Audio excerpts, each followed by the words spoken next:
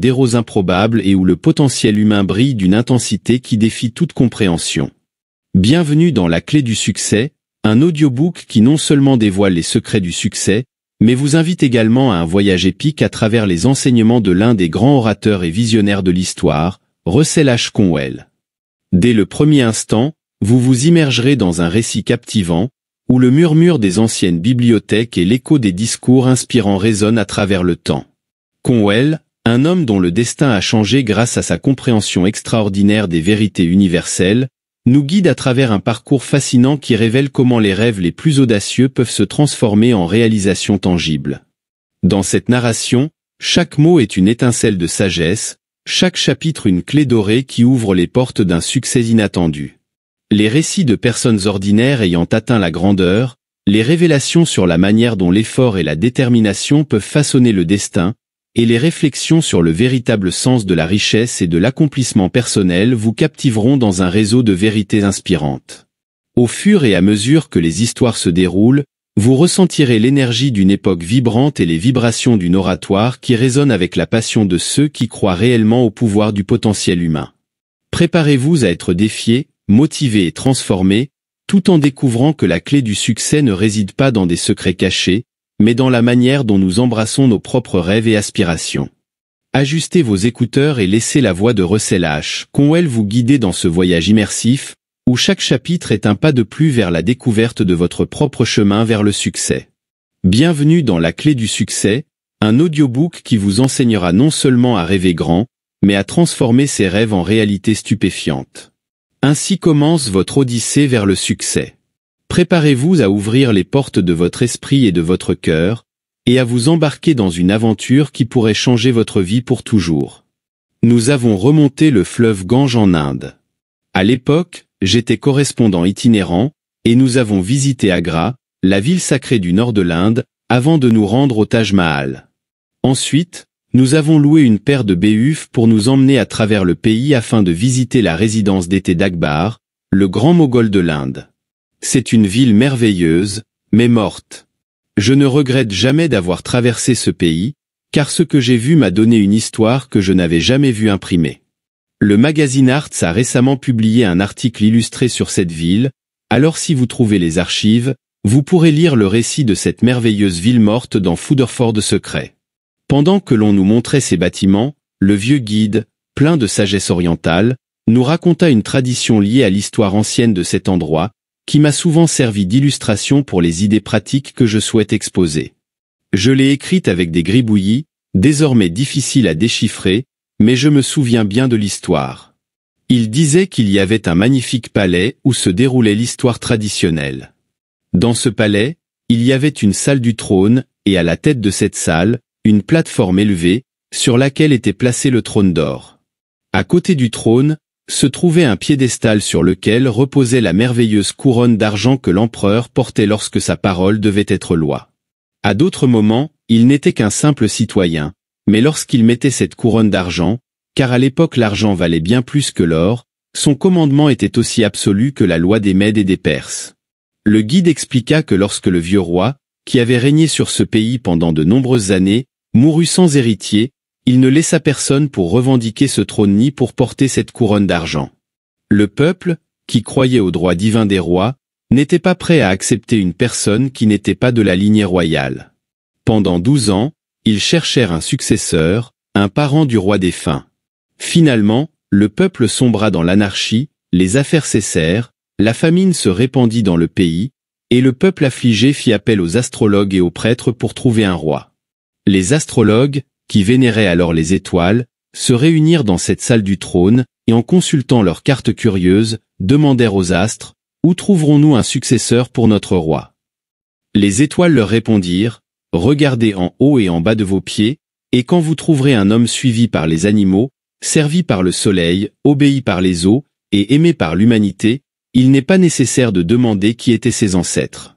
Cet homme sera de la lignée royale, digne du trône d'or et de la couronne d'argent. » Les astrologues se dispersèrent et commencèrent à interroger les gens. « Avez-vous vu un homme que les animaux suivent, que le soleil sert, que les eaux obéissent, et que l'humanité aime ?» Mais ils ne reçurent en retour que des moqueries. Enfin, lors de leur voyage, un vieux astrologue aux cheveux gris s'enfonça dans les profondeurs des montagnes de l'Himalaya. Une tempête de décembre le surprit, et il chercha refuge dans la cabane d'un chasseur, sur le flanc d'une montagne glacée. Cette nuit-là, alors qu'il était éveillé, pleurant pour son peuple qui souffrait et mourait, il entendit soudain le hurlement d'une bête sauvage dans la vallée. Il écouta tandis que les sons se rapprochaient, le ronronnement de la hyène, le sifflement du tigre, et le hurlement du loup. En un instant, ces bêtes sauvages flairèrent les murs de troncs de bois derrière lesquels l'astrologue terrifié se leva pour fermer la fenêtre, de peur qu'elle ne saute par là où entrait la lumière de la lune. Alors qu'il était près de la fenêtre, il vit la silhouette sombre de son hôte, le chasseur, qui descendait l'escalier du grenier jusqu'au sol. L'astrologue vit que le chasseur s'approchait de la porte, comme s'il allait l'ouvrir et sortir. Il s'élança rapidement, « N'ouvre pas la porte. Il y a des tigres, des panthères, des hyènes et des loups dehors. » Le chasseur répondit, « Mon ami, va te recoucher en paix. Ce sont mes compagnons. » Il ouvrit la porte en grand, et entrèrent le tigre, la panthère, la hyène et le loup, se dirigeant vers un coin de sa cabane.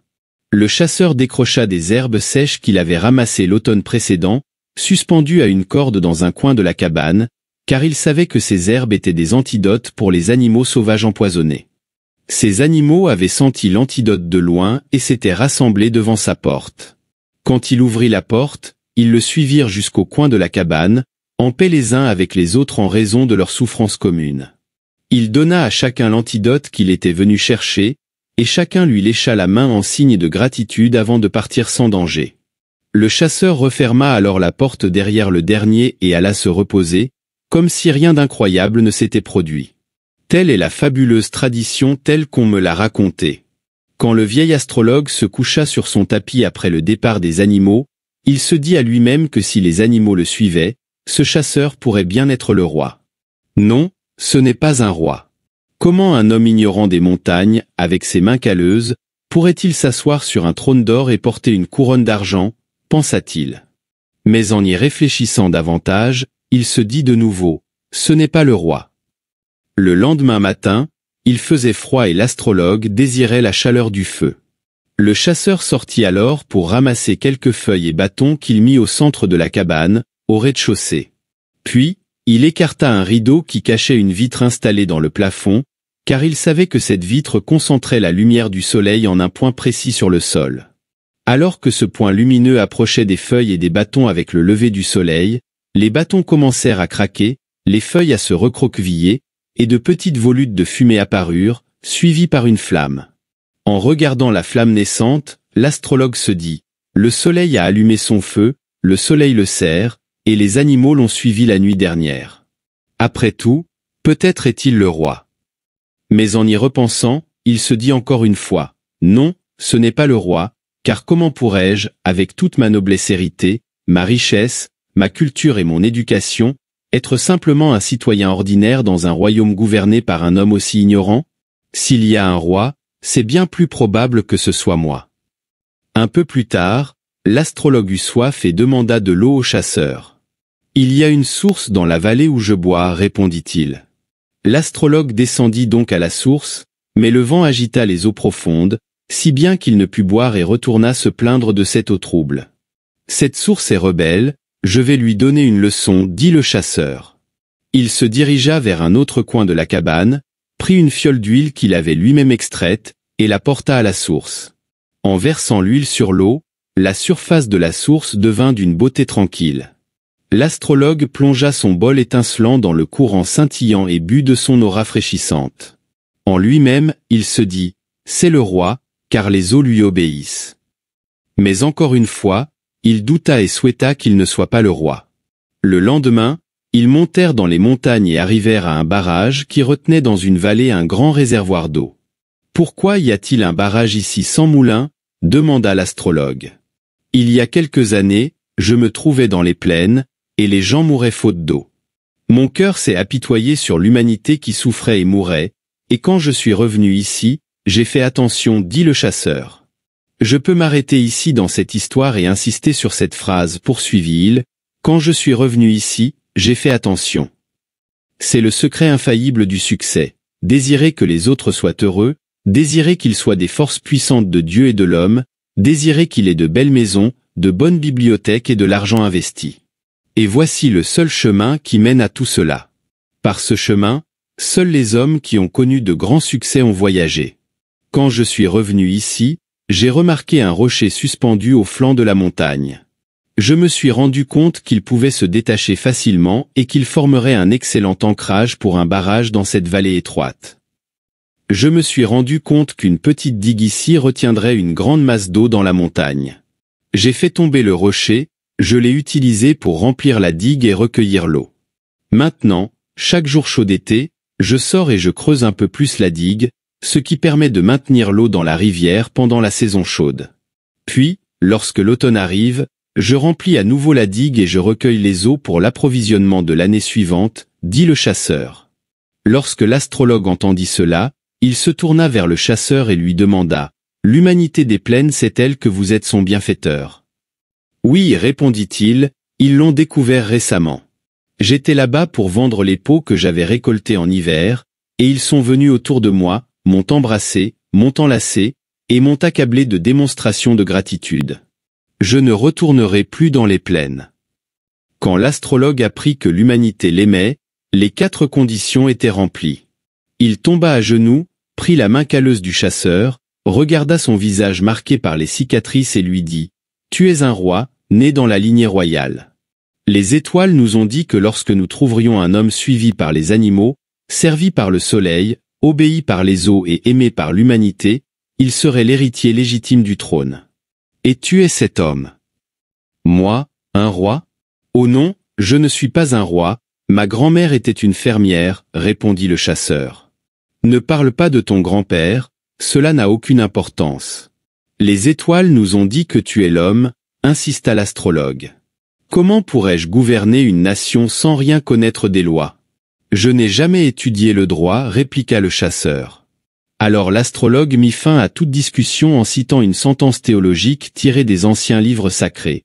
Celui à qui les étoiles ordonnent de régner ne doit jamais désobéir à leurs décrets divins. Je vais le formuler de manière un peu plus moderne, ne refuse jamais une nomination. Lorsque le chasseur entendit cette décision si sage, il consentit à être conduit dans la vallée de Juna, où dans le magnifique palais, ils l'habillèrent de pourpre. Puis, au milieu des acclamations du peuple heureux et plein d'espoir, ils placèrent sur son front l'insigne de l'autorité royale, la couronne d'argent. Pendant les 40 années suivantes, comme nous l'a raconté le vieux guide, il gouverna la nation et l'amena à une paix et une prospérité qu'elle n'avait jamais connues ni expérimentées auparavant. Depuis, cette merveilleuse tradition, si riche en force illustrative, est restée avec moi pendant toutes ces années. Lorsque je cherche un homme pour accomplir une grande œuvre, je cherche quelqu'un qui possède ces 4 caractéristiques. S'il ne les a pas toutes, il doit en avoir quelques-unes, sinon il ne servira à rien dans la civilisation. Qui sont les vrais leaders parmi tous ceux qui écoutent cet audiobook ? Je cherche les rois et les reines, je cherche les hommes et les femmes de succès du futur. Peu importe leur âge, ils ont encore la vie devant eux. Je cherche les hommes et les femmes leaders, et ceux que je trouverai avec ces 4 critères ne me décevront pas. C'est infaillible. Certains Américains farouchement attachés à leur identité diront « Nous n'avons ni roi ni reine dans ce pays ». Avez-vous déjà remarqué que les États-Unis sont gouvernés par le plus petit nombre de personnes de toutes les nations connues sur Terre ? Et ce même petit nombre continuera de les gouverner, même lorsque nous ajouterons toutes les femmes à la population votante, ce que nous ferons bientôt. L'Amérique est gouvernée par très peu de rois et de reines. La raison pour laquelle nous sommes gouvernés par si peu de personnes est que notre peuple est généralement intelligent. Vous me demanderez, parlez-vous de la règle du chef politique ? Oui, mais ce terme n'est pas le meilleur à utiliser car il est trompeur. Les États-Unis sont gouvernés par des chefs, et ils le seront tant que nous serons un peuple libre. Ne vous méprenez pas sur le fait que certaines phases du gouvernement des chefs ne sont pas approuvées. Quoi qu'il en soit, quelques personnes gouvernent le peuple américain. Par exemple, dans ma ville natale, Philadelphie, près de 2 millions de personnes sont gouvernées par 4 ou 5 hommes. Ce sera toujours ainsi. Tout dépend de savoir si ces 4 ou 5 hommes sont aptes à leur rôle de leader ou non. S'ils sont sages et bons, alors c'est sans aucun doute le meilleur type de gouvernement. Si les 80 ou 90 millions de personnes des États-Unis devaient voter sur chaque petite décision du gouvernement, il leur faudrait beaucoup de temps pour réaliser n'importe quelle réforme. Un fermier intelligent construirait une maison comme un fermier. Il se mettrait au travail, couperait lui-même le bois, le raboterait et le façonnerait, serait l'architecte de la maison, enfoncerait tous les clous, poserait les tuiles et construirait lui-même la cheminée. Mais s'il est vraiment intelligent, il embaucherait un charpentier, un architecte et un maçon qui connaissent leur métier et leur demanderait de superviser ce travail pour lui. Dans un pays intelligent, nous pouvons embaucher des hommes qui comprennent l'État, les lois, l'économie sociale et qui aiment la justice. Nous les embauchons comme des personnes qualifiées pour faire ce que nous ne sommes pas en mesure de faire nous-mêmes. Tout le peuple ne peut pas passer son temps à s'occuper de choses qu'il ne comprend pas. Ils embauchent des personnes qui les comprennent, et par conséquent, dans une nation libre, quelques personnes spécialement qualifiées sont autorisées à guider les autres. Ce seront les personnes qui savent mieux que nous ce qu'il faut faire dans des circonstances difficiles ou importantes. Vous êtes gouverné par un petit nombre de personnes, et je recherche ces quelques personnes parmi mes lecteurs. Il y a quelques femmes dans ce pays qui ont plus d'influence que n'importe quel homme d'État connu, et leurs noms sont à peine mentionnés dans les journaux. Je me souviens qu'une fois, à l'époque de la reine Victoria, j'ai demandé dans une classe universitaire qui gouvernait l'Angleterre. Bien sûr, ils ont répondu, la reine Victoria. La reine Victoria a gouverné l'Angleterre durant son règne nominal, mais l'Angleterre était le pays le plus libre de la Terre, et les États-Unis ne sont même pas à moitié aussi libres. Et si on pousse la comparaison à l'extrême, elle n'était qu'une figure décorative et n'a même pas exprimé d'opinion sur la guerre des beurs. Tout était laissé aux hommes d'État qui avaient été réellement sélectionnés par le Parlement pour gouverner. Ce sont eux les véritables dirigeants. Je cherche les vrais rois, pas les rois de nom, et je trouverai les hommes et les femmes de succès du futur en utilisant les 4 tests mentionnés dans l'ancienne tradition de la couronne d'argent. Le premier de ces tests est que les animaux le suivront. Si demain, un chien ou un chat te suit partout, souviens-toi de ce que j'écris ici. C'est un signe de royauté. Si tu n'as pas un chat, un chien, un bœuf ou un cheval qui t'aime, alors je te plains. J'ai encore plus de peine pour l'animal, mais toi aussi, tu es à plaindre. Il n'y a aucun animal qui aime entendre tes pas, qui gémit derrière toi ou qui remue la queue ou la tête à ta porte. Il n'y a aucun chat qui aime te voir entrer quand la maison est vide. Il n'y a aucun chien fidèle qui se lève et aboie joyeusement quand il entend ta clé dans la porte. Si tu n'en as aucun, il est temps d'en avoir un, car l'un des chemins importants vers le grand succès passe par ce que la vie animale peut nous enseigner et nous inspirer. Le moment est venu où un chien devrait valoir au moins $1000. Le moment est venu où un cheval, qui court maintenant 1 mile en 2 minutes 5 ou 2 minutes 6, devrait courir 1 mile en 55 secondes. C'est scientifiquement possible. Où sont vos diacres, vos anciens et vos leaders de classe qui n'ont pas un cheval qui court vite dans votre ville? Un bon et pieux frère dit, « Oh, je ne prête aucune attention aux chevaux de course, je suis trop religieux pour perdre du temps avec eux. » Est-ce vraiment le cas? Qui a créé le cheval de course? Qui a utilisé le langage le plus pittoresque sur la terre dans le livre de Job pour le décrire? As-tu déjà possédé un cheval de course? As-tu déjà vu un bel animal, bien nourri et bien soigné, tremblant dans cette ligne avec sa crinière agitée, ses yeux brillants, ses narines dilatées, tout son être prêt à bondir? As-tu entendu le coup de feu et l'as-tu vu partir? Si tu l'as fait et que tu ne l'as pas aimé, tu devrais être expulsé de l'église. Le moment est venu où un cheval peut être aussi utile qu'une université. Un jour, à l'université de Yale, j'ai entendu un professeur de sciences dire à ces jeunes que le corps d'un cheval génère tellement de force galvanique ou électrique en raison de l'activité de la vie, que si cette électricité pouvait être concentrée et maintenue en un point donné, un cheval pourrait rester immobile et faire fonctionner un moteur électrique de 40 chevaux vapeur. Il est allé plus loin et m'a dit qu'un homme a dans son propre corps vivant suffisamment d'électricité générée en continu pour lui permettre, si elle était concentrée en un point, de rester immobile et de faire fonctionner un moteur électrique de 10 chevaux vapeur. Je suis sorti de cette salle de classe avec un sentiment de triomphe en pensant, après tout, il faudra utiliser ces paresseux qui traînent au coin des rues pour fumer. Il y a quelques années, en Europe, On a inventé une machine à coudre sur laquelle une femme posait ses pieds nus, et sa force électrique mettait la machine en marche. Cette force ne permettait pas encore de faire fonctionner la machine avec assez de puissance pour réellement coudre, mais la seule question est de faire passer plus d'électricité de la femme à travers la machine et d'assurer une plus grande puissance. Ainsi, si un jeune homme veut une épouse précieuse, il doit épouser une femme pleine d'énergie. Le moment est proche où toute la force motrice du monde pourrait être fournie par la vie animale. Quand ils feront un pas de plus, les plus grands dirigeables monteront en emportant un petit chien. Le dirigeable n'aura besoin ni de charbon ni de pétrole, seulement de la force électrique de ce petit chien, et si l'on monte assez haut pour alimenter ce chien, il fournira l'énergie nécessaire pour faire fonctionner les moteurs. Les grands cieux seront remplis de machines dirigées par des chiens ou par l'électricité du pilote lui-même. Ce n'est pas aussi lointain que beaucoup d'entre vous le supposent, et c'est l'amélioration la plus nécessaire de notre temps, non pas tant pour la guerre que pour la paix. Le moment est venu où une vieille poule peut devenir une grande instructrice du monde. Je préférerais envoyer mon fils auprès d'une vieille poule plutôt qu'auprès de n'importe quel professeur que j'ai vu de ma vie. Cette vieille poule qui gratte autour de ta porte, qui caquette près de ta clôture, ou qui picore tes fleurs, en sait plus sur certaines choses que n'importe quel professeur scientifique sur Terre. Si seulement je savais ce que fait cette vieille poule. Mais il y a certains professeurs qui prétendent avoir un intellect extraordinaire.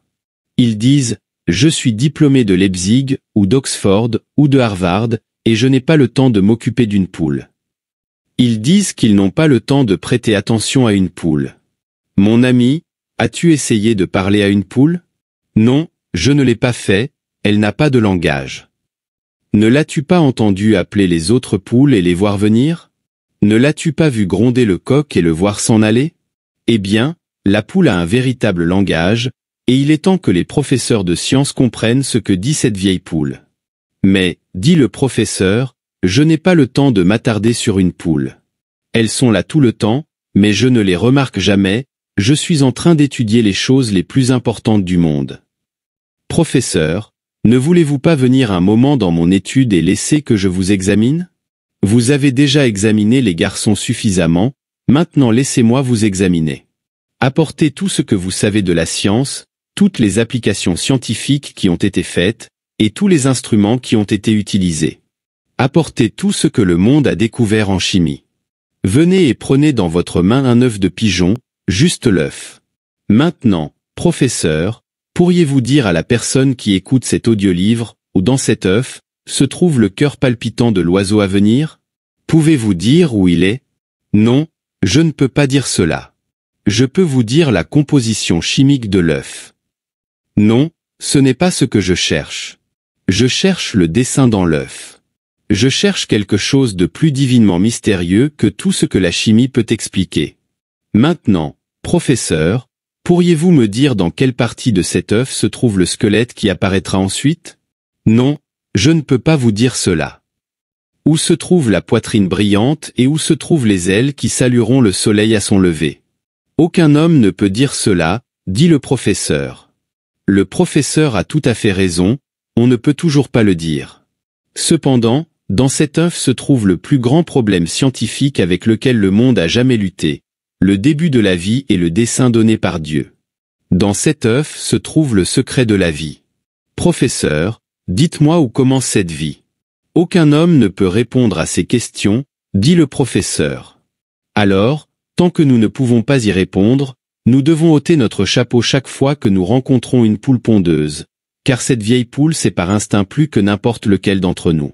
Elle sait directement, par sa nature instinctive donnée par Dieu, quelque chose sur les débuts de la vie que nous ne pouvons pas encore comprendre.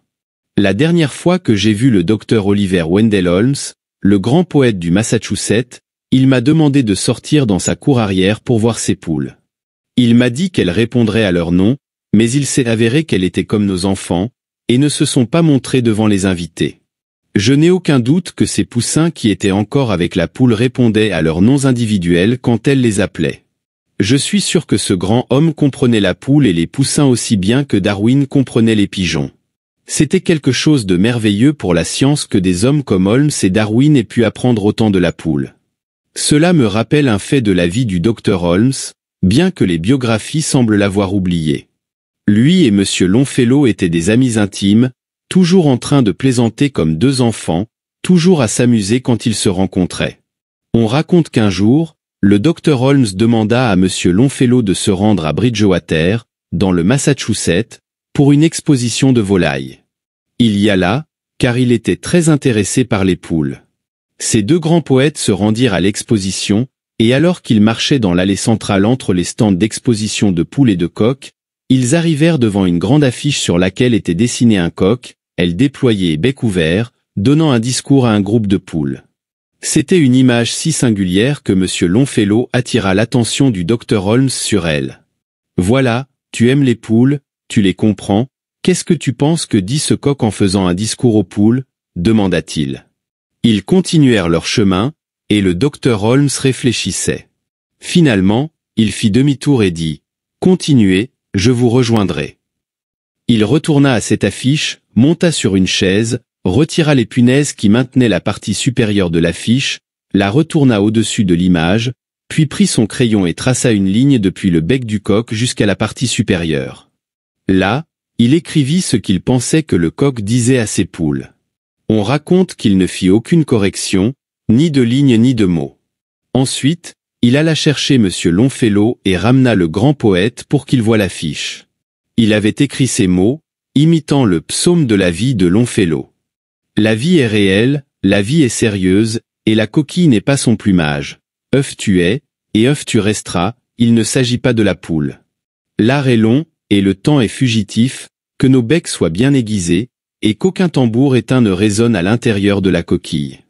Dans le vaste champ de bataille du monde, dans le grand poulailler de la vie, ne sois pas comme ce bétail paresseux, sois un coq dans la lutte.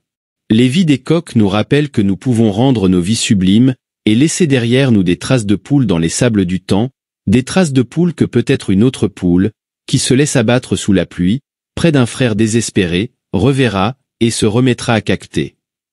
La vie des animaux peut nous apprendre beaucoup, si nous l'étudions, si nous y prêtons attention quotidiennement, que ce soit chez nous, dans les rues, ou où que nous soyons.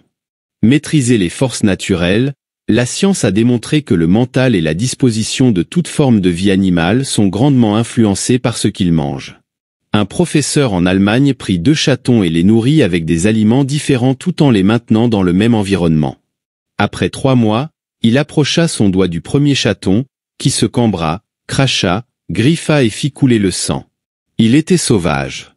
Il tendit ensuite le doigt vers l'autre chaton, nourri avec l'autre alimentation, et ce dernier se frotta contre son doigt en ronronnant, plein de la douceur de la paix domestique. Quelle était la différence entre ces chatons? Rien d'autre que ce qu'ils mangeaient. Maintenant, je comprends pourquoi certains hommes jurent et pourquoi certaines femmes se grattent. C'est à cause de ce qu'ils mangent. Les universités du monde entier mettent en place des écoles de sciences domestiques afin de former les gens à comprendre la chimie de la digestion et de la cuisine. Oh, il y a un grand besoin de meilleurs cuisiniers.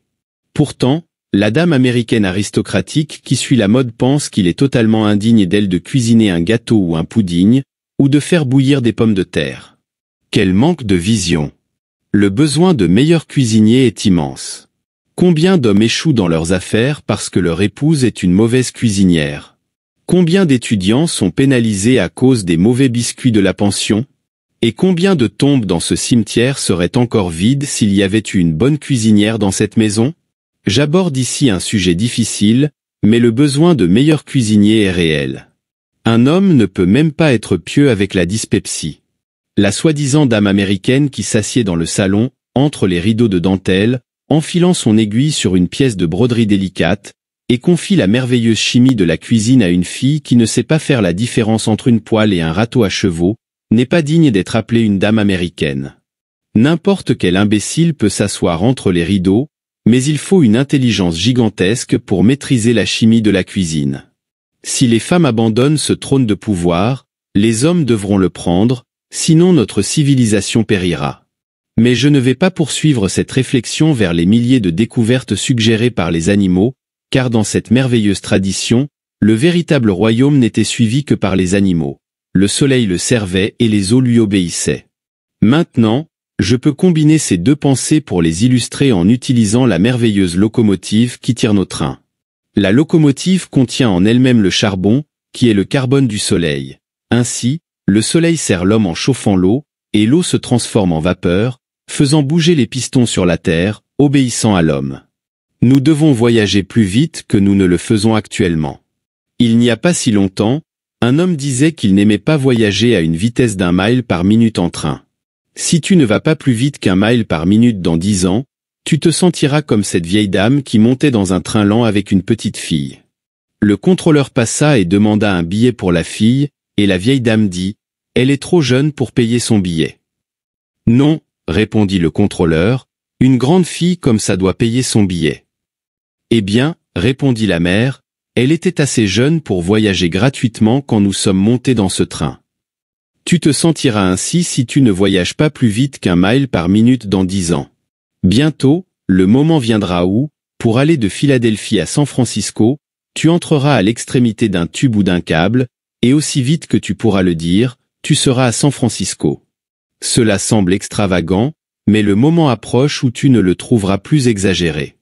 Au moment où j'écris ceci, une entreprise est en train de se former pour mettre en place ce tube pneumatique de New York à Boston, longtemps envisagé. Ils ont lutté devant les tribunaux pour obtenir le droit de l'installer, et quand ce sera fait, on pourra mettre 100 livres de marchandises à l'extrémité de New York, et elles arriveront peut-être à Boston en 1 minute et 58 secondes. Alors, qu'est-ce qui empêche de faire un tube un peu plus grand, d'y mettre une personne, et de l'envoyer en 1 minute et 58 secondes? La seule raison pour laquelle cela n'est pas possible à cette vitesse fulgurante, c'est la même que celle donnée par l'Irlandais lorsqu'il est tombé d'un grand bâtiment et qu'on lui a demandé « La chute ne vous a-t-elle pas fait mal ?» Non, ce n'est pas la chute qui m'a fait mal, c'est de m'être arrêté si vite, répondit-il. C'est toute la difficulté à utiliser ces tubes pneumatiques pour le transport humain à l'heure actuelle. Nous avons besoin de ces inventions maintenant. Nous allons bientôt trouver les inventeurs, et ils seront peut-être diplômés d'une université ou d'une grande école scientifique comme Harvard, Oxford ou Berlin. Je ne dirais pas, en tant que président d'une université, qu'on ne trouverait pas ces personnes là-bas. Peut-être bien, mais revenons un peu en arrière dans l'histoire avec moi. Voyons où se trouvent ces hommes et ces femmes. Allez au nord de l'Angleterre et descendez dans une mine de charbon souterraine à 2 miles de profondeur. Là-bas, il y a un jeune homme qui taille une veine de charbon d'1 pied et demi d'épaisseur. Ses cheveux dépassent de son chapeau, son visage est noirci, ses doigts sont couverts de suie. Pourtant, il travaille avec ardeur et siffle.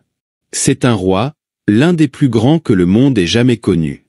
La reine Victoria, en présentant à ce jeune homme son fils, qui est depuis devenu roi, lui a dit « Je te présente, mon fils, l'homme le plus grand d'Angleterre. » Ce pauvre mineur, qui n'a été à l'école que quelques mois de sa vie, a répondu « Bien que je n'ai pas fréquenté une école de jour, j'ai appris tout le temps, dans l'université de l'expérience, dans la grande université du monde, par l'observation quotidienne. » Quand un homme comme celui-ci obtient son diplôme, il reçoit le plus haut degré possible.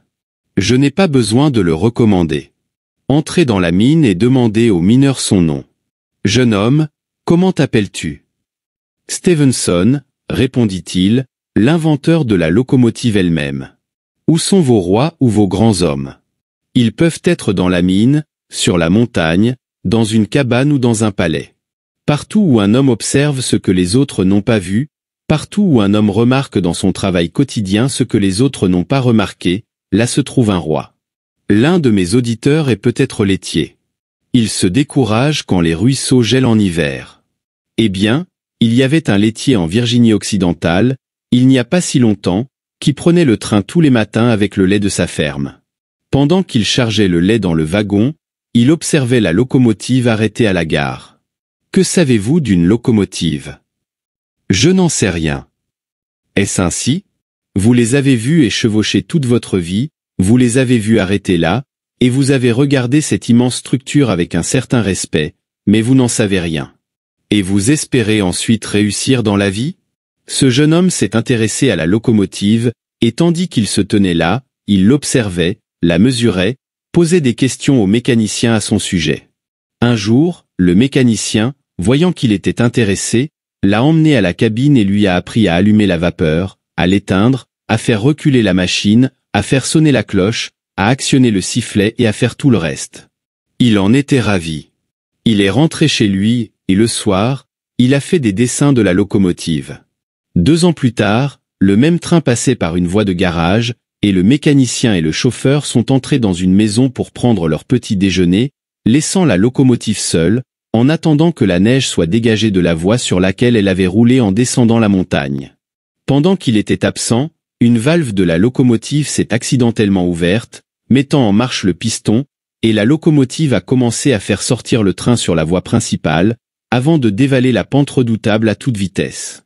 Le serre-frein est sorti sur la plateforme arrière et a saisi le frein pour arrêter le train, quand il a vu le mécanicien et le chauffeur en haut de la colline, agitant les bras comme si quelque chose de terrible s'était produit.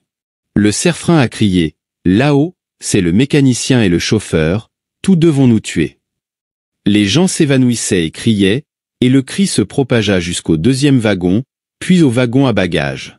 Pendant ce temps, le laitier se tenait là, il a couru vers la porte latérale pour sauter, mais il a vu que ce serait une mort certaine. Alors, avec l'aide du bagagiste, il a grimpé sur le tendeur, est arrivé à l'endroit du mécanicien et a cherché le levier à travers la fumée. Lorsqu'il l'a trouvé, il l'a actionné, puis a fait marche arrière. C'était un miracle que les bielles tiennent le coup, mais dans un horrible craquement, les roues motrices se sont arrêtées sur la voie, projetant des étincelles à travers la neige. Quand elles ont commencé à reculer contre le train en marche, l'élan continuait de le pousser. Le train a été secoué jusqu'à ce que toutes les vitres se brisent. Quand il s'est arrêté, les passagers sont descendus pour voir qui l'avait arrêté, découvrant que c'était ce jeune homme qui l'avait fait et leur avait sauvé la vie. Ils lui ont exprimé leur gratitude les larmes aux yeux. Un actionnaire de la compagnie ferroviaire, un vieil homme de près de 80 ans, se trouvait dans le train cette nuit-là. Il a raconté son aventure lors de la réunion des actionnaires, relatant l'histoire de sa fuite étroite. Depuis, ce laitier est devenu l'un des propriétaires de chemins de fer les plus riches du monde. Que pensez-vous qu'il soit advenu des autres laitiers qui allaient au même endroit en même temps, et qui s'asseyaient au bord de la plateforme en balançant leurs pieds? Qu'est-il advenu d'eux? Demandez aux vents qui descendent des montagnes d'Alganie. Où sont les autres laitiers? Les vents répondront, ils vont toujours à la pompe. Il en a toujours été ainsi, où que l'on regarde. Le succès dans n'importe quel domaine dépend de cette capacité à s'instruire soi-même chaque jour à partir des événements qui nous entourent. Le roi se trouve là où une personne perçoit ce que les autres ne voient pas.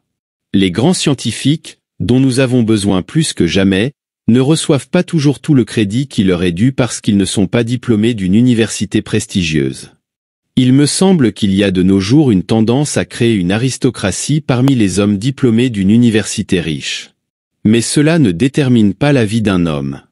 Cela peut être une tyrannie temporaire, mais chaque homme et chaque femme doivent finalement prendre la place où ils sont le plus aptes à être, pour faire ce qu'ils savent faire de mieux. Le lieu ou le moment de leur diplôme importe peu dans la vie pratique. Nous avons maintenant besoin de grands scientifiques plus que jamais auparavant. Où les trouverons-nous? Nous ne les trouverons pas là où se trouve cet homme scientifique qui a inventé une amélioration de la pendule à coucou. Son horloge, au lieu de dire « coucou, coucou » à chaque heure, disait « je t'aime, je t'aime, je t'aime ». Cet homme laissait l'horloge à la maison avec sa femme pendant qu'il allait au club, pensant que cela suffirait à manifester son amour. Cependant, n'importe quel homme sait qu'on ne peut pas faire l'amour avec une machine. C'était simplement une idée scientifique supposée. J'ai lu récemment qu'un grand scientifique a dit que l'amour et l'adoration ne sont que le résultat de causes physiques. Ce n'est pas vrai. L'amour et l'adoration sont quelque chose qui dépasse les causes physiques. Les hommes instruits devraient savoir dire mieux. Il y a beaucoup de choses précieuses que tout homme sait jusqu'à ce qu'il les désapprenne à l'université. Il y a un danger que quelqu'un reçoive tellement d'éducation qu'il ne connaisse plus la valeur réelle des choses, parce que son éducation inutile a chassé l'utile de son esprit. C'est comme le chien que j'avais quand j'étais enfant. C'était un très bon chien. Un jour, j'ai eu l'idée de le montrer aux autres garçons. Nous avons laissé sortir le renard par la porte de la grange, qui était assez ouverte pour que le chien puisse voir le renard s'échapper. Alors, Il a commencé à gémir et à aboyer pour sortir. Je suis sorti en courant et j'ai déposé un peu de poivre rouge là où le chien était susceptible de suivre le renard en descendant la colline. Puis, je suis retourné et j'ai ouvert la porte. Le chien est sorti en courant après le renard, mais bientôt, il a senti le poivre rouge. Alors, il a commencé à gémir et à hurler, puis il s'est retourné et a couru vers le ruisseau, plongeant son museau dans l'eau. À partir de ce moment-là, après s'être diplômé de cette université du poivre, il n'a plus jamais voulu suivre un renard. Il avait acquis une éducation dans la mauvaise direction, et c'est souvent le cas avec les hommes scientifiques. Savez-vous que l'homme le plus humble, quelle que soit son occupation, connaît instinctivement certaines choses mieux que quelqu'un qui est allé longtemps à l'école? Il est très facile de manipuler l'esprit. Lorsque l'enfant commence à apprendre la géométrie, le professeur dit « 2 lignes parallèles ne se rejoignent jamais ». L'enfant peut lever les yeux et demander « À quoi cela me sert-il » Tout le monde sait que 2 lignes parallèles ne se rejoignent jamais. Mais comment le sait-il? Il est né avec cette connaissance, ses instincts naturels la lui disent. C'est ce que nous appelons un axiome, une vérité évidente qui est au-dessus de toute discussion et de tout raisonnement possible.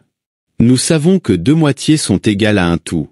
Vous savez que lorsque vous coupez une pomme en 2, les 2 moitiés sont égales à l'ensemble. Vous le dites à une classe de géométrie, et ils vous répondent « Je le sais déjà, tout le monde le sait ». Bien sûr que tout le monde le sait, car c'est un fait scientifique naturel qui ne peut être raisonnablement contesté. Demandez à un homme « Sais-tu que tu existes ?» Il vous regardera avec étonnement et dira « Bien sûr que oui. Comment ne saurais-je pas que j'existe? Je sais que je suis ici, que c'est moi, que je ne suis pas Madame Smith ou une autre personne. Bien sûr que oui. Mais comment le sais-tu? Par un instinct qui est venu au monde avec toi et qui t'a été accordé par Dieu. Aucun scientifique ni école sur Terre ne pourrait réfuter cela ou le prouver, c'est un fait évident. Je sais que je suis une identité personnelle intelligente et que j'habite dans ce corps de manière mystérieuse. Je sais que c'est ma main, mais ce que je possède n'est pas moi. Je sais par un instinct infaillible que je suis un être spirituel séparé de cette matière. Tu le sais aussi, aucun scientifique ne peut le prouver ou le réfuter. C'est un fait que nous connaissons tous.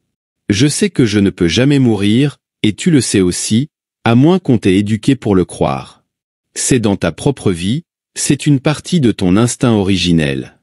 Lorsque quelque diplômé d'une université prestigieuse viendra à toi et te dira « Je peux te prouver que la Bible n'est pas vraie » ou « Je peux te prouver que ta religion est fausse », tu pourras lui dire « Tu n'es qu'un idiot diplômé ». Pourquoi? Parce que plus tu as d'études, moins tu sembles connaître la vérité. Seul l'individu personnel peut connaître ses instincts religieux. Seul lui-même peut savoir s'il est en relation spirituelle avec Dieu ou non. Aucune éducation sur Terre ne peut annuler ce fait, bien qu'une étude erronée puisse troubler l'esprit. Quand un homme vient vers moi avec son éducation supérieure pour renverser la religion, cela me rappelle ce qu'Artemus Ward a dit à cet homme diplômé d'Oxford et de Cambridge. Cet homme avait dit à Ward qu'il était déçu par ses spectacles. Ward lui a demandé « Que savez-vous de ces spectacles ?» « Je sais tout à leur sujet, j'ai été diplômé de 2 universités, répondit l'homme. Ward répliqua « Vous me rappelez un fermier du Maine qui avait un veau qui volait le lait de 2 vaches, et plus le veau avait de lait, plus il grandissait. » Ward ajouta « C'est l'effet que l'éducation peut parfois avoir sur la vie religieuse. Plus on reçoit d'éducation mentale, moins on connaît les instincts religieux naturels. Aujourd'hui, il y a un grand besoin de personnes dont la nature et le cœur sont telles que l'humanité les aimera, car elles sont de grands bienfaiteurs de l'amour. Pendant qu'ils gagnent de l'argent, de la renommée ou de l'honneur pour eux-mêmes, ils bénissent l'humanité tout au long du chemin. Je ne vais pas discuter maintenant, je vais illustrer, car vous pourriez vous souvenir des illustrations et oublier un argument. Il y a un grand besoin d'artistes. Jamais il n'y a eu autant besoin, dans le progrès de la civilisation chrétienne, de grands peintres. Tous ces murs devraient être ornés de magnifiques peintures enseignant une grande vérité divine, et chaque école ou chaque genre devrait avoir une œuvre qui instruit et inspire. Tous nos enfants regardent des films, ce qui montre qu'il y a une agence dans les images pour l'instruction de l'humanité. Nous avons besoin de milliers d'artistes. Je ne suis pas surpris qu'un homme de New York reçoive un salaire de 35 000 $ par an pour son travail dans le cinéma, car il perçoit quelque chose que les autres ne voient pas. Je ne suis pas surpris qu'une grande boutique de cette ville paie un publicitaire 21 000 $ par an. Il peut voir ce que le reste du public ne voit pas. Nous avons besoin de grands artistes, des centaines d'entre eux. Où les trouveras-tu? Tu diras, à l'École des Beaux-Arts, à la National Gallery de Londres, au Louvre de Paris ou à Rome. Peut-être, mais il est malheureux pour ta théorie qu'un des plus grands peintres d'Amérique est peint avec la queue d'un chat. Un autre fait éclairant est que l'homme qui a reçu le plus grand prix à l'exposition mondiale de Chicago pour un paysage n'a jamais pris de leçons de couleur ou de dessin dans sa vie. Mais cela n'est pas un argument contre les leçons ni contre les écoles ou les universités, ne me comprenez pas mal à ce sujet. Je souligne simplement mon point particulier. Il a remporté le plus grand prix sans jamais avoir été à une école d'art de sa vie. S'il avait fréquenté l'école, le professeur aurait peut-être tenté de lui enseigner quelque chose et aurait ainsi affaibli son esprit. Un professeur qui apprend à un enfant quelque chose qu'il pourrait résoudre par lui-même est une malédiction. C'est une terrible calamité pour un enfant d'être sous le contrôle d'un enseignant trop bienveillant qui lui enseigne tout. L'une des plus grandes artistes était Charlotte, une petite femme merveilleuse. J'aime les femmes petites. As-tu déjà lu le poème de Longfellow sur les petites femmes? Cela me rappelle beaucoup Charlotte. Un jour, elle m'a montré le poème, et je lui ai demandé pourquoi elle ne l'imprimait pas dans son livre. Elle a répondu, « Je ne pense pas que cela en vaille la peine. » Depuis sa mort, elle a été élevée au rang le plus élevé, et je vais citer un vers. Comme dans une petite rose se trouvent les teintes les plus riches, comme dans un petit grain d'or se trouve beaucoup de prix et de valeur, et comme d'un petit baume émane beaucoup de parfums, ainsi, dans une petite femme se trouve un éclat du paradis. Charlotte était l'une de ces merveilleuses et rares combinaisons de féminité divine, si peu cultivée, que nul homme ne peut décrire. Elle avait un frère cadet entre ses mains, et lorsqu'une jeune femme a un frère cadet entre ses mains, si elle a un galant, elle a les mains pleines. Ce frère cadet était maladroit, tant dans son esprit que dans ses doigts, et incapable d'être un artiste, mais sa sœur était déterminée à ce qu'il devienne peintre. Elle l'emmena sur la côte, dans les villages et dans les forêts, et lui dit « Regarde tout attentivement ». Finalement, il obtint un deuxième prix. Alors sa petite sœur lui passa les bras autour du cou, l'embrassa et le remercia d'avoir remporté ce prix. C'est là l'essence d'une femme. Je n'ai jamais pu comprendre une femme parmi toutes les choses mystérieuses que le Seigneur a mises ensemble. Une femme est la plus mystérieuse. Charlotte était comme une vieille femme que je connaissais dans ma ville natale, qui remerciait son mari avec des larmes pour avoir élevé un troupeau de moutons qu'elle-même nourrissait chaque matin durant l'hiver avant qu'il ne se lève. Finalement, le frère cadet de Charlotte se dispersa et mourut, puis son père, qui était prêtre, mourut aussi, et quand les prêtres vieillissent, ils peuvent aussi mourir. Elle se retrouva sans moyen de subsistance, mais lorsqu'elle en parla à ses amis, ils lui dirent « Tu as une éducation universitaire. Charlotte. Pourquoi ne écris-tu pas quelque chose? » Nous découvrons alors que son premier ouvrage fut James Eyre, l'histoire merveilleuse pour laquelle elle reçut finalement 38 000 $. La reine Victoria invita cette humble jeune fille à son palais de Windsor pour son génie merveilleux. Comment en est-elle venue à écrire un tel livre? Simplement parce qu'elle avait observé attentivement pour le bien de son frère, que ces magnifiques descriptions s'épanouissaient de sa plume avec la même naturalité que les vagues d'eau sur le flanc d'une montagne. C'est toujours ainsi, aucun homme ne se donne pour le bien des autres avec le bon esprit sans recevoir 100 fois plus en retour. Aujourd'hui, je vais un peu plus loin avec cette pensée. Nous avons besoin de grands artistes, mais nous ne voulons pas plus de peintres comme celui qui a peint les Israélites sortant d'Égypte, les représentant avec des fusils sur l'épaule et des États-Unis sur les crosses. Mais plus que des artistes, nous avons besoin de grands musiciens. Il y a un grand besoin, car nous avons trop de bruit et très peu de vraie musique. As-tu déjà pensé combien il est rare de trouver un véritable musicien? Crois-tu qu'un vrai musicien est simplement quelqu'un qui rugit jusqu'au si bémol et crie jusqu'au do aigu? Quelle terrible nécessité de la musique qui affine le cœur, illumine l'esprit, et fait descendre la gloire et le ciel sur les hommes. Je n'ai pas l'espace ici pour développer cette pensée, mais le besoin terrible de musique véritable dont l'humanité souffre est quelque chose que je ne comprends pas entièrement, et je ne suis pas capable de l'expliquer. Cependant, Je peux peut-être esquisser ce qu'est la musique. En prison, j'ai dû gagner ma vie, et pendant ces 44 années, j'ai donné des conférences exclusivement pour aider les jeunes à obtenir leur éducation universitaire. Je me levais à 4 heures et travaillais à la maison de New Haven de 4 à 8 heures pour que mon frère et moi puissions vivre quelques jours. Cependant, je plantais des pommes de terre l'après-midi et enseignais la musique le soir.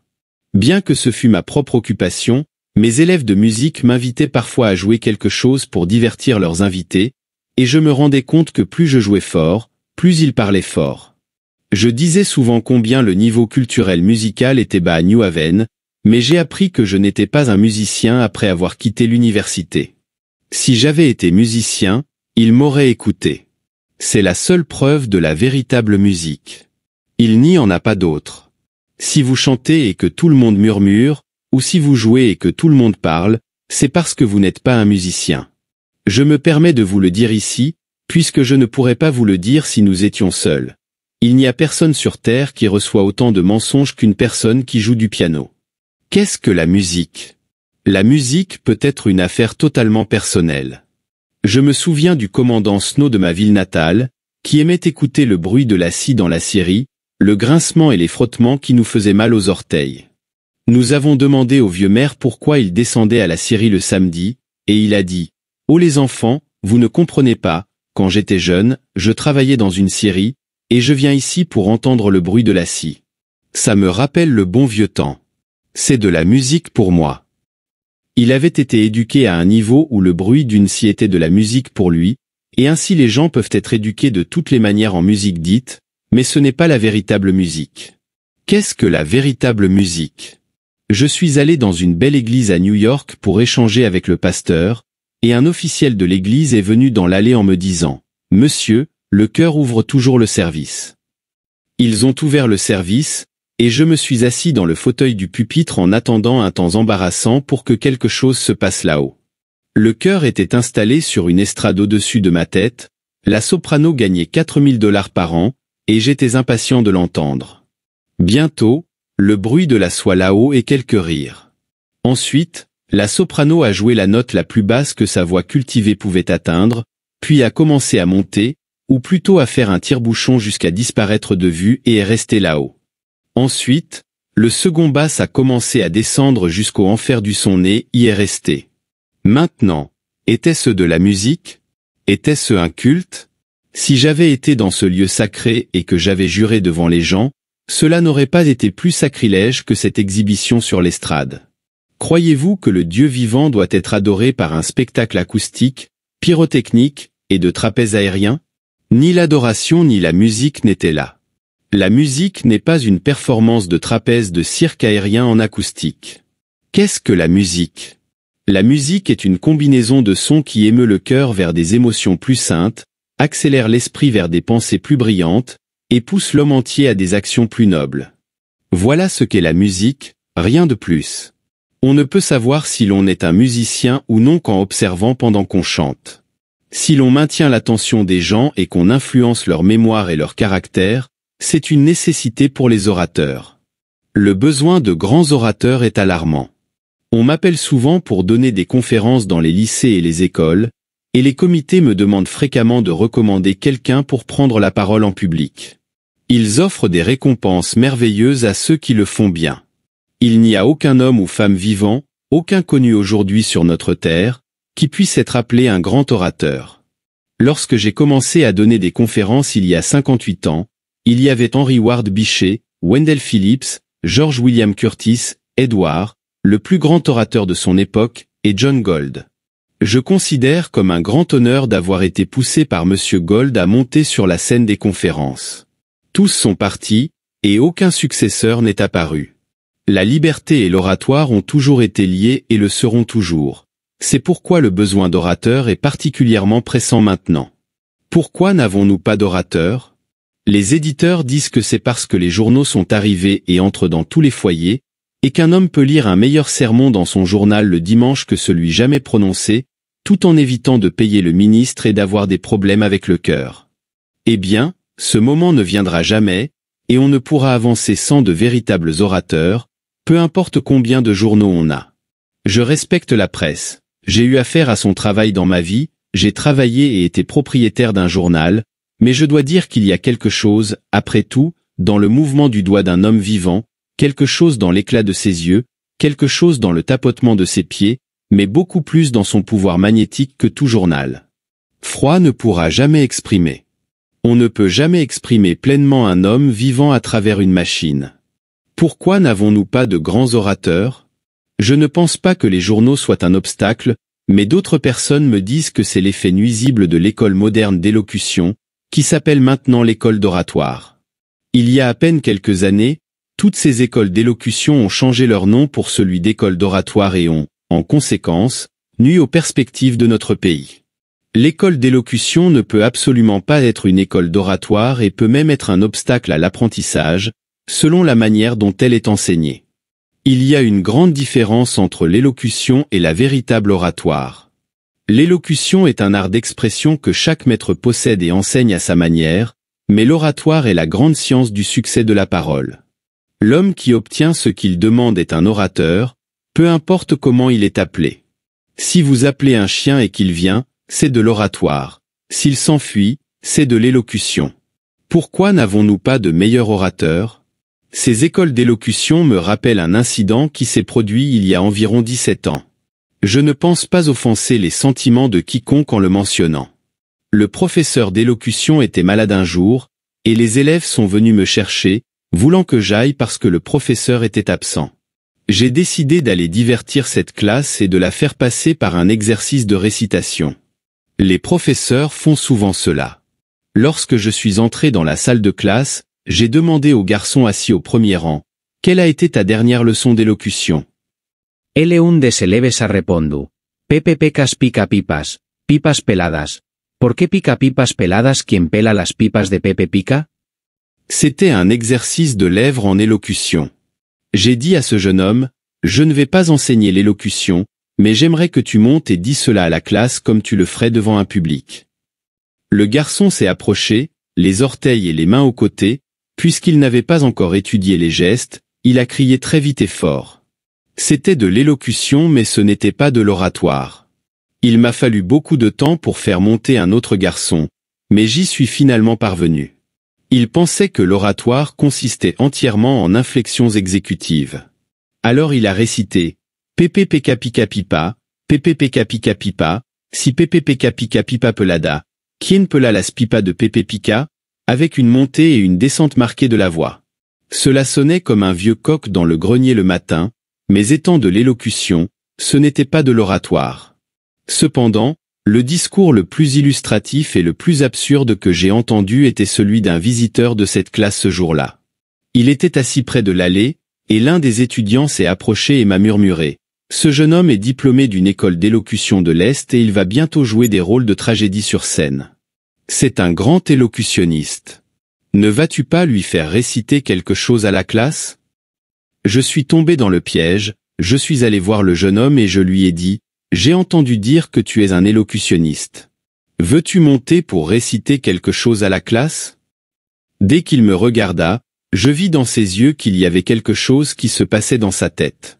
Je ne sais pas quoi, mais depuis lors, des choses m'ont arrivé qui font que je ne peux pas me permettre d'être impoli en parlant de lui comme je le fais. « S'il te plaît, monte et récite quelque chose, » lui dis-je.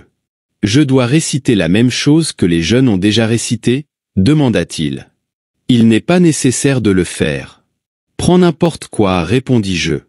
Il laissa sa canne à tête dorée et la meilleure partie de lui-même sur le sol, puis monta sur la scène, se pencha sur la table et dit, « Ils ont été en train de réciter. Tu peux le faire si tu le souhaites. Tu es parfaitement libre de choisir ce que tu veux.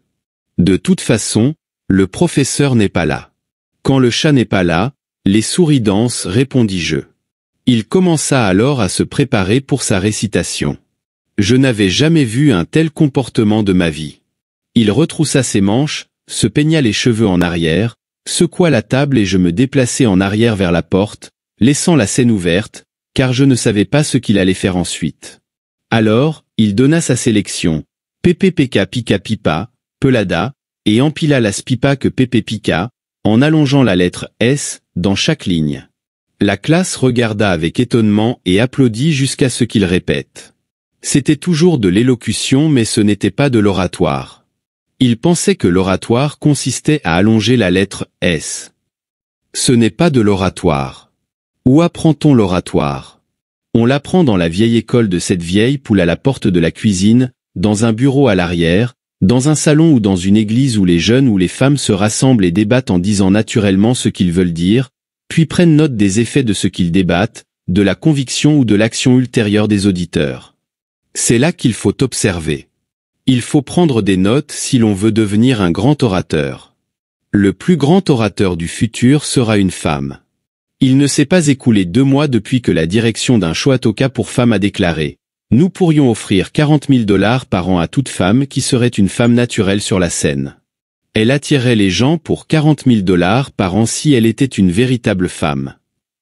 Le problème est que, lorsque les femmes montent sur la scène, elles essaient de chanter ou de parler comme un homme, et il y a tellement de besoins d'orateurs féminins maintenant que cela me pousse à y réfléchir. Pourquoi n'y a-t-il pas une grande oratrice comme Madame Livermore alors que l'influence féminine est si nécessaire? Si les femmes votent, cela aura peu d'importance à moins qu'elles ne soient des leaders. Ce n'est pas un avantage particulier pour l'électeur de mettre aveuglément un morceau de papier dans une urne, mais il est très important d'influencer 10 000 votes. C'est ce que les femmes doivent faire. Si elles exercent leur droit de vote, elles doivent être l'influence derrière le trône, pas une simple électrice. Quand j'étais enfant dans l'école du district, une enseignante remplaçante est venue, et nous aimions tous cette petite femme. Nous faisions tout ce qu'elle nous demandait. Un jour, cette enseignante remplaçante, qui ne pouvait obtenir un certificat de première classe, copia un vers d'un poème et me demanda de le lire. Si tu ne peux pas naviguer sur l'océan, vogue parmi la flotte la plus rapide, te berçant sur les puissantes vagues, riant des tempêtes que tu rencontres, me demanda-t-elle de lire une fois, puis retourna le papier. Maintenant, Russell, répète-le, dit-elle. Je ne l'ai pas appris par cœur, dis-je. Ne l'apprends pas par cœur, essaie à nouveau, dit-elle. Elle écrivit le deuxième vers, si tu es trop faible pour voyager par la montagne escarpée et haute. Maintenant, Russell, lis-le encore une fois. Et fais attention à chaque mot, sans revenir sur un mot une seconde fois, me dit-elle. Je ne sais pas pourquoi elle exigea cela. J'ai cherché dans de nombreux livres de psychologie et à divers endroits pour comprendre cela, mais je n'ai aucune explication. Je vous demande de réfléchir pour moi, car voici le fait. Je pris le deuxième vers et le lus de bout en bout comme elle me l'avait demandé. Puis elle retourna le papier et dit, « S'il te plaît, répète-le. » Je ne peux pas le répéter. Je ne l'ai pas appris par cœur, dis-je. Ne dis plus cela, fais un effort mental pour voir ces vers, puis lis-les, me répondit-elle. Tout est sombre, dis-je, les yeux fermés. Alors elle apparut très perturbée. Maintenant, Russell, ne dis pas cela. Tu n'essaieras pas de faire ce que je te demande, me demanda-t-elle. Je pensais que la petite femme allait pleurer, alors je lui dis, oui, je vais faire de mon mieux. Ferme les yeux à nouveau et fais un effort décidé avec les yeux fermés pour voir cette poésie comme si elle était devant toi, me dit-elle. Je fermai les yeux et je fis cet effort, et je vis aussi clairement que si j'avais les yeux ouverts. Tout en gardant les yeux fermés, je pouvais voir les 2 vers et je les lus entièrement, mot à mot, et les lus à l'envers jusqu'au début. Je pensais avoir vu un fantôme. Je rentrai chez moi et racontai à mon père ce qui s'était passé. Il descendit en courant du Prado à l'école et dit à l'enseignante, « Si tu retombes dans ces absurdes superstitions, tu ne reviendras plus enseigner dans cette école. » Cela dut être inconfortable pour l'enseignante, et ses secrets partirent avec elle dans la tombe. Cependant, je donnerais tout pour pouvoir présenter au monde ce que cette femme savait. Toutes nos institutions éducatives, auxquelles j'ai consacré ces années, ne seraient rien comparées à ce seul secret. Si je pouvais vous donner ce secret, celui de pouvoir regarder une scène, fermer les yeux et la revoir, l'étudier en détail. Je n'ai pas eu un grand pouvoir personnel dans ce domaine, mais j'ai vu un homme qui prenait une colonne du journal du matin, la lisait, me passait le journal et la relisait les yeux fermés avec à peine une erreur. Je ne sais pas si j'ai jamais vu quelqu'un d'infaillible, mais il se trompait rarement. Souvent, il pouvait me dire où se trouvaient les virgules, les points et autres signes de ponctuation. Je ne pense pas qu'il y ait un enfant normal qui ne soit pas mentalement capable de ce pouvoir s'il a un enseignant qui comprend comment le développer. Cette petite enseignante, qui n'avait qu'un certificat de seconde classe, savait plus de psychologie que beaucoup des grands hommes qui président les institutions prestigieuses. Dans les Alpes, il y a quelques années, se trouvait le professeur Slaton, natif de Brighton, en Angleterre. C'était l'un des meilleurs botanistes du pays. Sa femme mourut, et il se retrouva avec un petit garçon de 5 ou 6 ans. Ils séjournèrent à l'hôtel de Salles dans la vallée de Chamuis. Un matin, il emmena son petit garçon en verre et lui dit de retourner en courant à l'hôtel en lui promettant qu'il reviendrait le soir. Il se sépara de son père et le vit monter le Mont Blanc vers la forêt, puis retourna en courant à la tombée de la nuit. Il ne revint pas, et elle passa la nuit éveillée, inquiète. Le matin, elle sortit en courant de l'hôtel et remonta le ruisseau jusqu'au chemin qu'elle avait vu son père emprunter. Ensuite, elle commença à monter le glacier de la grande montagne enneigée. Elle arriva soudain à un endroit où le sentier longeait un précipice saillant de 280 pieds de hauteur, autour d'un promontoire de roches situé quelques mètres plus loin. Lorsqu'elle arriva à cet endroit, ses pieds glissèrent sur la neige et la glace brillante et elle dérapa vers le bord jusqu'à ce que ses doigts s'accrochent à la mousse du bord et qu'un pied repose sur une saillie de roche de quelques pouces. Alors qu'elle était suspendue, elle cria « Papa !» Son père entendit ce cri, était si loin dans la vallée qu'il ne pouvait pas la voir, mais il entendit sa voix, la reconnut et sentit qu'il y avait un besoin terrible de lui. L'humanité l'appelait. Il courut à travers la vallée et monta le sentier. Sur le chemin, il y avait un arbre près duquel il avait préalablement remarqué qu'il y avait une hache. Il sortit la hache et courut vers un arbre où il avait observé précédemment qu'il y avait une corde que les charbonniers utilisaient depuis longtemps pour descendre le charbon du précipice. Il coupa la corde avec la hache, la jeta, et en attachant la corde autour de lui comme il avait vu faire les guides qui accompagnaient les voyageurs à travers la mer de glace, il continua de courir jusqu'à ce qu'il atteigne soudainement l'endroit où sa petite fille avait glissé. Il put voir une mèche de ses cheveux à 6 mètres de profondeur et tout était glace étincelante. Son cœur dut s'arrêter de battre, mais soudainement il cria « Papa est arrivé. Accroche-toi bien. Je ne peux plus tenir. » Il se retourna et la menaça. « Ô vous, parents, soyez qui vous soyez, vous pouvez sauver votre propre fils ou fille d'une mort physique ou morale en les entraînant à obéir quand ils sont jeunes. » Ses doigts se tendirent à nouveau et il lança la corde autour de la base d'un arbre qu'il avait repéré et se laissa tomber rapidement sur la glace. Il essaya de saisir les mains de sa petite, mais elle s'était enfoncée profondément dans la mousse, alors il se laissa tomber à ses côtés, saisit sa robe et l'attira vers lui. Ils étaient tous les deux suspendus au bord du précipice, l'extrémité de la corde dans sa main, l'autre extrémité dans la glace. Il essaya de se hisser lui-même, mais la corde ne céda pas d'1 centimètre, et ensuite il tenta de pousser sa petite vers le haut, mais avec les doigts gelés, il ne pouvait pas monter. Là, suspendu dans les Hautes-Alpes, seul, il tomberait sur les rochers acérés et mourrait écrasé. Non, il ne tomberait pas, car il était un roi. Il avait utilisé son observation quotidienne. Bien qu'il fût diplômé de l'université, il avait remarqué quelque chose de plus. Il avait observé comment les chiens hurlent lorsqu'ils trouvent des voyageurs mourants, ces chiens de Saint-Bernard. Lorsqu'ils trouvent un cadavre ou un homme gisant inconscient, ils hurlent toujours d'une manière particulière. Ces chiens en savent plus sur l'acoustique qu'un architecte. Comment le savent-ils? Dieu le leur a dit. Lorsqu'un chien émet ce cri, il est entendu à des kilomètres et des kilomètres de distance. Le professeur imita l'appel du chien, et lorsque le son résonna dans la vallée, les charbonniers et les bûcherons l'entendirent et dirent « C'est un chien, et un chien ne fuit jamais. » Ainsi, lorsqu'ils n'avaient pas trouvé de mourant, ils jetèrent leurs haches et leurs armes et coururent sur la neige vers le son de l'appel. Ils arrivèrent soudainement à l'endroit, s'accrochèrent à la corde, et l'un d'eux descendit rapidement, attrapa le bras de la fillette et la remonta, puis s'accrocha au bras du professeur et le souleva tandis que les autres tiraient sur la corde. Ainsi, ils le tirèrent vers le haut. Le professeur tomba sur la tempête de neige et s'évanouit. Mais il était un roi. Il entendit le cri de l'humanité, et lorsqu'il l'entendit, il sut où se trouvait la hache. Il avait utilisé son étude quotidienne de telle manière qu'il savait où était la vieille corde, comment l'attacher et comment demander de l'aide. Chaque fois que vous rencontrez sur Terre un homme ou une femme de succès, Vous trouverez que c'est une personne qui entend l'appel de l'humanité et qui a utilisé ses moyens quotidiens d'observation de telle manière qu'elle sait où se trouvent les armes pour se battre dans ces batailles, où se trouvent les moyens de secourir les hommes.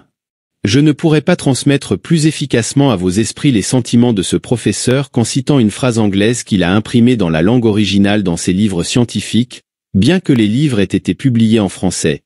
Nous vivons pour ceux qui nous veulent, pour ceux qui nous connaissent vraiment, pour les cieux qui se penchent sur nous, pour le bien que nous pouvons faire, pour les maux qui manquent de résistance, pour chaque cause qui a besoin d'aide, pour le futur dans la distance, pour le bien que nous pouvons faire.